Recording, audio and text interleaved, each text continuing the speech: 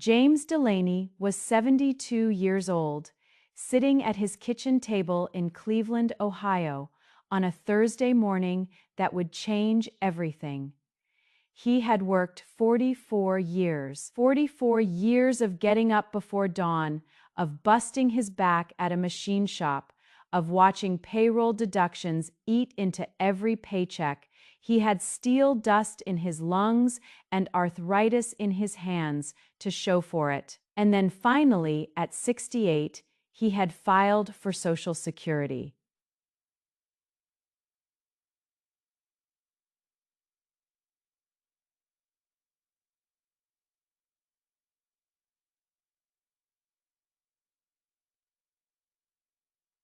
About $1,800 a month.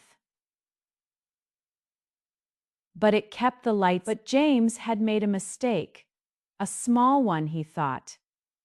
He had picked up some part-time work at the local hardware store. Nothing glamorous, just 12 hours a week, helping customers find the right screwdriver and stocking shelves on Tuesday mornings. He earned a little extra cash, maybe $400 a month. He didn't think he needed to report it, or maybe he thought he had reported it, but the form got lost in the shuffle. Maybe he missed a letter from the Social Security Administration, the letter that had his name, his case number, and a deadline in bold at the top. And then the other letter came. Not the friendly kind. The kind that starts with, "You have been overpaid," and ends with, "Your benefits may be suspended effective immediately." James picked up the phone. He called the SSA. He was put on hold for 47 minutes. When he finally got through, the agent told him his case had been closed. He had missed a deadline. He had missed his chance to appeal. And just like that, 44 years of contributions meant nothing. Here is what the SSA did not tell James in time, and what they are not telling you. If you or someone you love is collecting Social Security, if you are anywhere near retirement age, or if you depend on that monthly deposit to survive, this is the most important 25 minutes you will spend this week. Because what I am about to walk you through are 6 consequences of missing a Social Security deadline. 6 ways the government can yank your benefits, fine you, or simply close your case forever.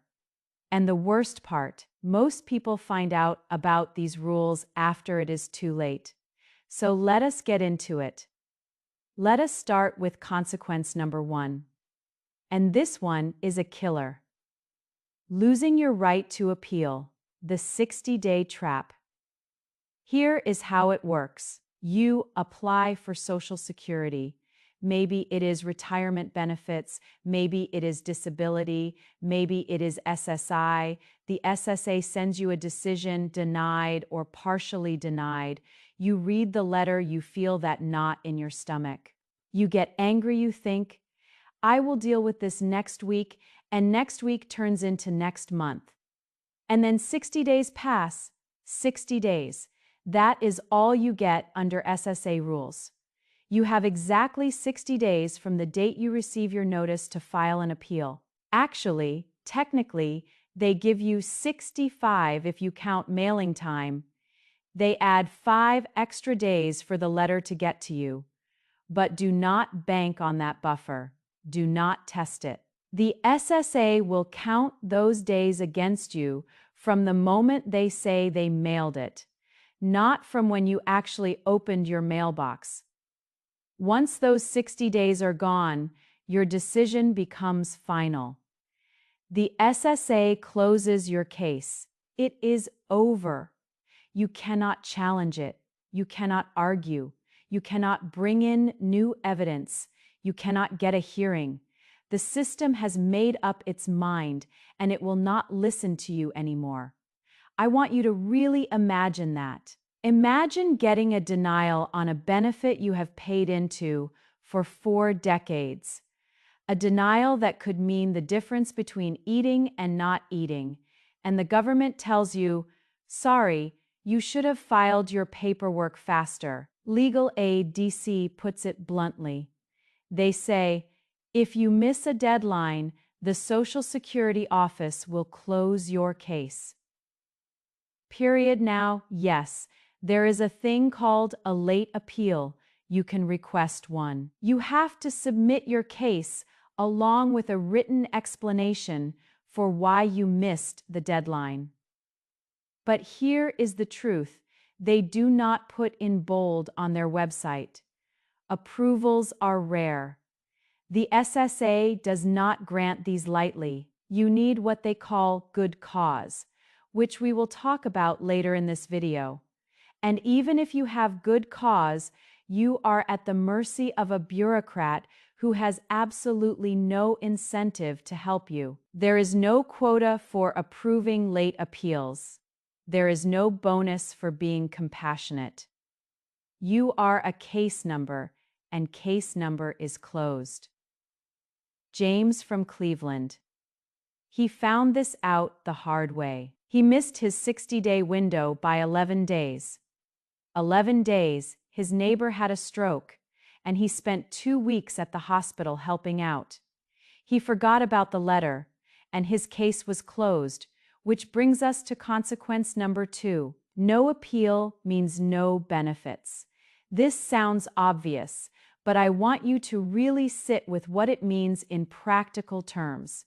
If you miss the appeal window, the denial stands permanently. You do not get a second chance. You do not get a do-over. You simply lose. If your benefits were already being paid and then stopped, they stay stopped. If your application was denied, it stays denied. You cannot fight it. The door is locked. The person on the phone says, I am sorry, there is nothing we can do. Now what can you do? You can reapply. You can submit an entirely new application. Start the whole process from scratch. But do you know what that means? It means you go to the back of the line. It means your application gets a brand new filing date, which resets everything. Your eligibility date, your waiting period, everything. Meanwhile, months go by, maybe a year. You are sitting there with no income, no benefits, and no timeline for when relief is coming. Let me tell you what that looks like in real life. According to SSA data, the average wait time for an initial disability decision is anywhere from 3 to 6 months. If you are denied and you have to reapply, not appeal, but submit a whole new application, you are looking at another 3 to 6 months. That is a year of your life with no income, and that is if you get approved the second time. If you are denied again, you start over again. This is not a bug in the system. This is a feature.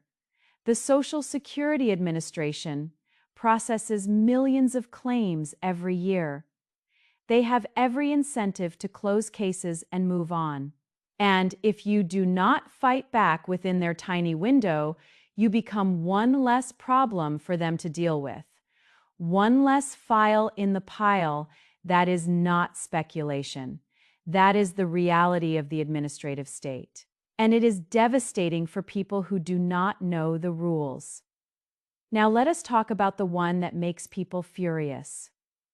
Consequence number 3. The penalty for not reporting your earnings, and buckle up, because this one stings. If you are under full retirement age, which for most of you watching right now is between 66 and 67, depending on your birth year, and you are working while collecting Social Security, you are required to report your earnings to the SSA. This is not optional. It is not a suggestion. It is the law. And if you miss the cutoff for reporting those earnings, the SSA hits you with a penalty that is laid out in Federal Regulation 404.453. Let me break it down for you in plain English, because the way they write it is almost designed to confuse you. The first time you fail to report your earnings on time, the SSA deducts your benefit amount for the last month you are entitled to receive benefits in that calendar year. That means your very last check of the year gets cut. Or if that amount would be less than $10, they take $10 anyway. That is the first offense. The second time you fail to report, they double the penalty. So now you are losing 2 months of payments, or $20 if 2 months would be less than 20. The third offense, and any offense after that, triples it 3 months or $30. Now, to some of you, $10 or $20 or $30 might not sound like a lot, but here is the trick. The deduction is not $10. The deduction is your entire monthly benefit amount, or $10, whichever is less. For most people on Social Security, that monthly benefit is well over $1,000. So a first offense could cost you over $1,000. A second offense could cost you over $2,000. A third offense could cost you over $3,000. That is not pocket change. That is rent. That is groceries. That is a car payment. That is the difference between making ends meet and falling behind. And here is the part that makes my blood boil. The SSA does not sit you down when you sign up for benefits and explain this. They do not hand you a pamphlet that says, "By the way, if you screw up the paperwork, we are taking your money." They do not send you a friendly reminder. You find out about this penalty when your check does not show up. You call them, you wait on hold, and then they tell you, "Oh, you owe us money. We took it." That is not an exaggeration. That is how it works. So let me be your warning right now. If you are under full retirement age and working, report your earnings. Report them on time. Use the My Social Security website, call them, send them a letter with proof of delivery, but do not let a deadline slip past you. Do not think, "Oh, it is just a few hours at the grocery store." They do not care about that. They do care, do not think. They probably know how much I make already. They do not, and they will penalize you if you are late. Consequence number 4, the earnings test penalty. Work too much and they will take your money. Now, this is related to the reporting penalty, but it is actually a different animal. The earnings test is not about whether you report on time. It is about how much you earn in the first place. And this one catches more people off guard than almost anything else. In 2025, if you are collecting Social Security before you hit full retirement age and you earn more than $23,400 in a year, that is the magic number. The SSA claws back $1 for every $2 you earn above that threshold. Let me say that again. $1 for every $2 over $23,400. So let us run the numbers together. If you earn $33,400 in a year, that is $10,000 over the limit. The SSA withholds $5,000 of your benefits. $5,000, that is about 4 months of benefits for the average retiree. And here is how they take it. They do not send you a bill. They do not ask politely. They just stop your monthly payments. They withhold full monthly benefits until the amount is satisfied. And get this, the SSA rounds up to full months of benefits, even if the exact math does not work out. So if you owe them $1,200 and your monthly benefit is $1,000, they do not take 1 month plus 200 from the next. They take 2 full months. They keep the extra $800. That is right. They over-collect, and it is on you to get it back. Now, I will say this. There is some good news mixed in here.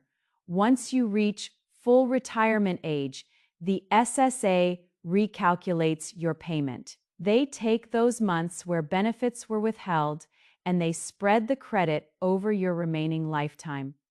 So your monthly benefit goes up slightly to account for what was taken. But let us be honest with each other. That only helps if you live long enough to see it. And in the meantime, you are missing checks you might desperately need to pay your mortgage or your medical bills. Let me give you a real example. I know a 64-year-old woman. Let us call her Susan. Susan works as a school administrator, earning about $48,000 a year. She filed for Social Security at 62 because she needed the money after a divorce. She had no idea about the earnings test. She had never heard of the $23,400 limit. Nobody told her. Not her former husband, not her HR department, not the SSA when she filed. And when the SSA ran the numbers and found out she was earning $48,000, they came after her. They withheld 6 months of benefits. 6 months, Susan nearly lost her apartment. She had to borrow money from her sister. She had to skip 2 prescription refills. She had to choose between food and medicine. This is happening to people right now. It could be happening to you. And the only reason you are finding out about it is because you are watching this video. If you are collecting Social Security and you are still working, find out what the earnings limit is for this year. It changes every year. In 2025, it is $23,400. In 2024, it was $22,320. Next year, it will be different again. Do not assume you know. Look it up. And if you are going to go over that limit, factor in the withholding plan for it. Do not let it be a surprise. Consequence number 5 is for the most vulnerable among us. SSI and disability appeals, and the terrifyingly short clock you are on. If you are on SSI supplemental security income or Social Security disability insurance, the timelines are even tighter than what we have talked about so far. They are criminally tight. For SSI, if you want to continue receiving payments while you appeal a decision, you have exactly 10 days. 10, not 60, not 30. 10 days from the date of the notice to request that your payments keep coming while you fight your case. Let that sink in. If you are disabled, if you are living on a fixed income that barely covers your rent, if every single day is a struggle to survive, and the SSA sends you a letter saying your benefits might stop or be reduced, you have 10 days to act, not 10 business days, 10 calendar days. Weekends count, holidays count. Miss that deadline and your benefits stop. Temporarily or permanently, depending on the specifics of your case, and for someone on SSI, a temporary halt does not mean you tighten your belt for a week. It means no food, no medicine, no way to pay the electric bill. It means calling your landlord and begging. It means choosing between a doctor's appointment and a grocery run. For other disability appeals, You get the standard 60 days. But here is the crucial difference. While your appeal is pending, you have the right to ask for your benefits to continue. The SSA can keep paying you while they review your case, but only if you file that request on time, 1 day late. And the SSA says, "Sorry, we are cutting you off until we make a decision." And those decisions, they can take months. They can take years. There are people right now waiting 18 months for a disability hearing. 18 months with no income, no benefits, and no guarantee of approval at the end. This is not how a civilized society should treat its most vulnerable citizens. And yet, here we are. If you are on SSI or disability, put every SSA letter at the top of your priority list. Open them the day they arrive. Set a calendar reminder for every deadline. Do not assume you will remember. Do not assume you have plenty of time, because you do not. Consequence number 6, late filings, the myth of good cause. I want to be fair here. The SSA does have a mechanism for accepting late filings. It is called good cause. And technically, if you can demonstrate that you had a serious illness, that you never received the notice, that you had a language barrier, that you were mentally or physically incapacitated, or that some other extraordinary circumstance prevented you from filing on time, the SSA may accept your late appeal. May, not will. May. The threshold is high. It is very high. You cannot just say, "I was busy." You cannot say, "I forgot." That is not good cause. You cannot say, "I did not understand the letter." That is not good cause. To meet this standard, you need documentation, medical records, hospital bills, discharge summaries, affidavits from doctors or family members, proof that the notice was sent to the wrong address, proof that you were in the hospital on the date of the deadline. You need a paper trail that would make a lawyer proud, and even then, it is not guaranteed. I read a case recently where a man missed his appeal deadline because he was hospitalized after a massive heart attack. He had quadruple bypass surgery. He was in the ICU for 2 weeks and in cardiac rehab for another month. He had the medical records, he had the discharge papers, he had everything. And the SSA still took 4 months to decide whether his good cause was good enough. 4 months of living on nothing while a bureaucrat reviewed his paperwork. So do not count on good cause. Do not let it be your backup plan. Treat every SSA deadline like it is a brick wall you cannot get through. Because for practical purposes, that is exactly what it is. Now, what do you do if you have already missed the deadline? You are sitting there right now watching this video and your stomach just dropped because you realized, that was me. I missed it. Okay, take a breath. Do not panic. You still have options. Let me walk you through them, step by step. Step 1. Submit your appeal immediately. Do not wait another day. Do not wait until next week. Do not tell yourself you will deal with it after the weekend. Right now, after this video, file the appeal. Even if you are late, even if you are weeks or months past the deadline, you file the form.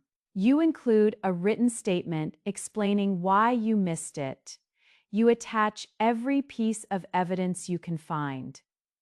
Doctor's notes, proof of address changes, family emergency documentation, anything that supports your story. The worst that can happen is they say no. But if you do not file, the answer is already no. Step 2. Log into your My Social Security account. If you do not have one, create one today. It is free. It takes 15 minutes. This online portal lets you track your case status in real time. It lets you see every letter the SSA has sent you. It lets you check your mailing address, your earnings record, your benefit amount. A huge number of missed deadlines happen because the SSA sent a letter to the wrong address and the beneficiary never received it. If you check your account regularly, you can catch these problems before they become catastrophes. Step 3. Contact the SSA directly. Call the national toll-free number. Go to your local field office. If there is one near you, be polite but be persistent. Explain your situation clearly. Ask what your options are. Ask about the good cause process. Ask about filing a late appeal. Write down the name of every person you speak to and the date and time of the call. And if you hit a wall, if you get the runaround, if nobody will help you, consult legal support. There are organizations that specialize in Social Security law. The National Organization of Social Security Claimants Representatives is a good place to start. Many attorneys work on contingency, meaning they only get paid if you win your case. Do not let the cost of a lawyer scare you off. The cost of losing your benefits is much, much higher. Step 4.